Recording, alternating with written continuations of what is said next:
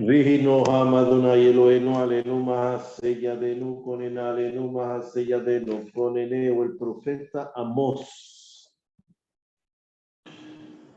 un profeta simple y que se ponía muy bravo, ¿cómo se llama? Iracundo era Amós. Tal como la naturaleza áspera e inclemente que lo vio nacer, que era Tacoa, es una aldea ahí donde nació, que se encuentra en el confín del desierto de Yehudá, región de montes y peñas escarpadas. Amós es el primer gran profeta de Yehudá. Nació en la primera década del siglo VIII antes de la era actual.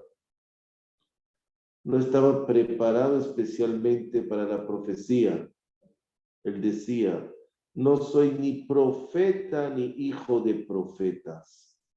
Solía decir en cuanto se le presentaba la ocasión, decía esto. Su ocupación habitual era apacentar las ovejas.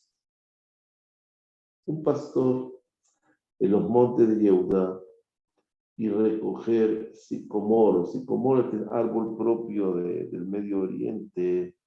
Es un árbol que parece como las moras y parece también a los higos, una frutita insípida.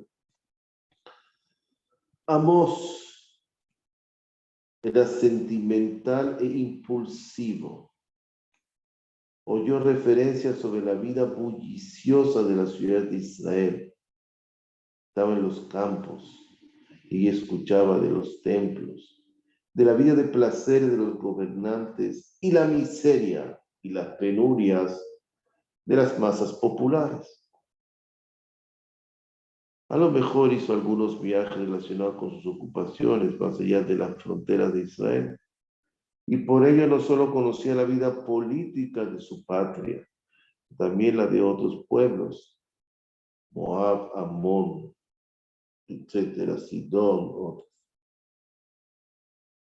Pero la mayor parte de su vida transcurrió en las viviendas de los humildes pastores.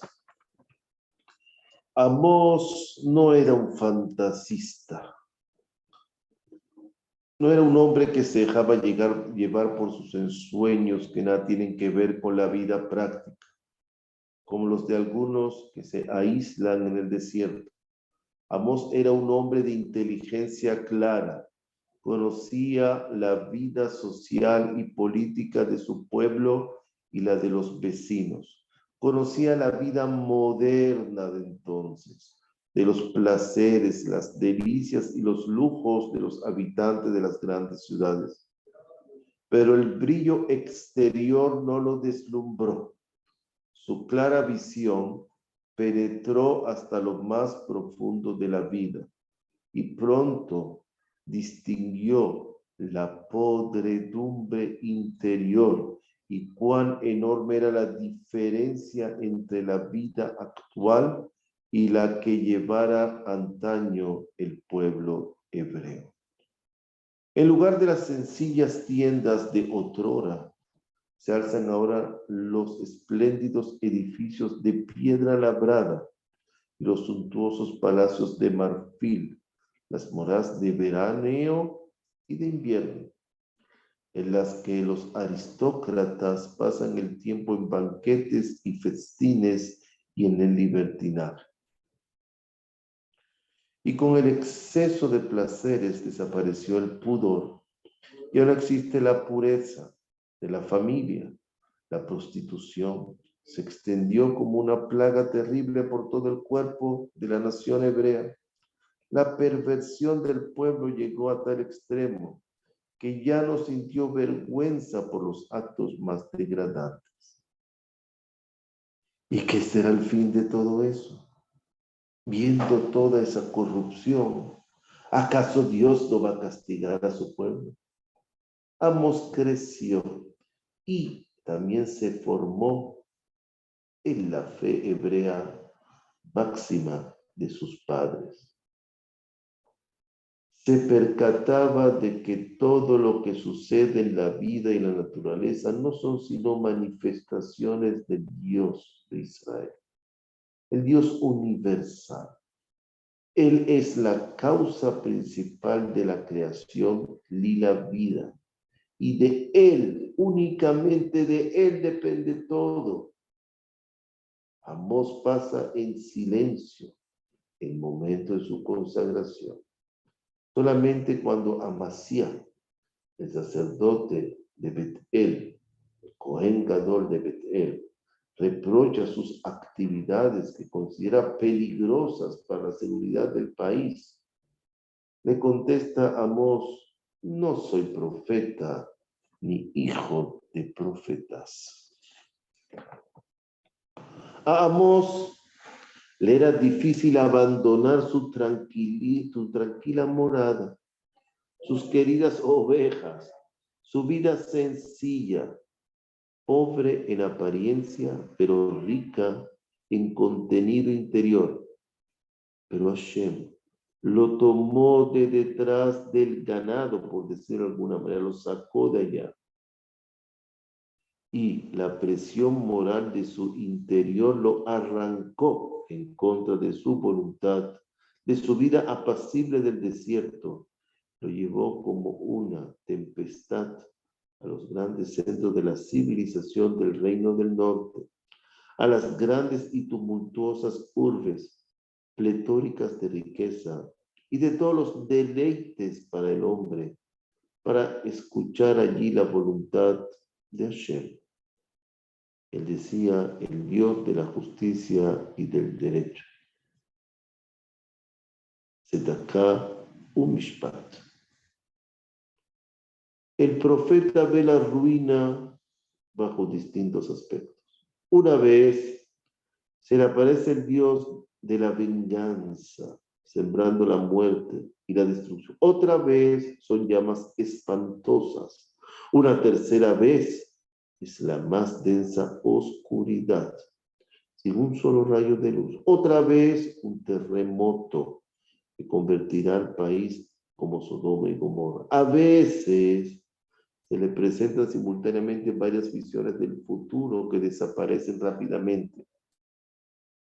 En la lejanía, él ve algo que se asemeja al derrumbamiento de palacios, el incendio de fortalezas, la llegada de un terrible enemigo que no sabe quién es ni de dónde viene. Lo poco que logra ver es suficiente para estremecer el alma.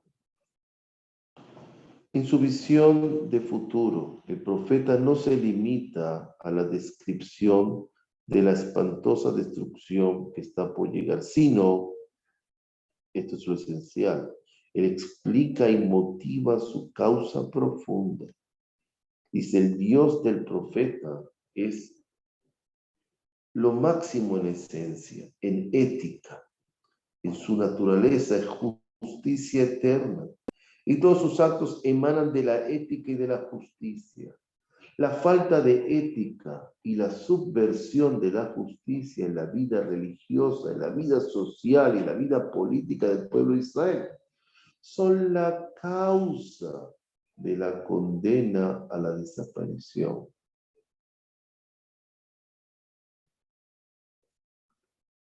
Del pueblo de Israel, lamentablemente. Todos los lugares destinados al culto divino fueron profanados con la adopción del culto pagano. Y el pecado más terrible no era este. El pecado más terrible para el profeta es la negación de la justicia en la vida social. Él ve que en el comercio de las ciudades, el profeta ve que hay engaño y explotación exagerada. El profeta nos muestra en forma clara la hipocresía religiosa que respeta la santidad del Shabbat y de otras festividades y se burla de las obligaciones entre las personas, la ética.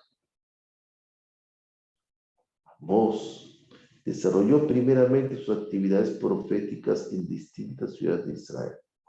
En una ocasión de Shavuot, la festividad de Shavuot, la cual era la fiesta de la cosecha. Participaban millares de personas de todos los extremos del país que se reunían en Betel.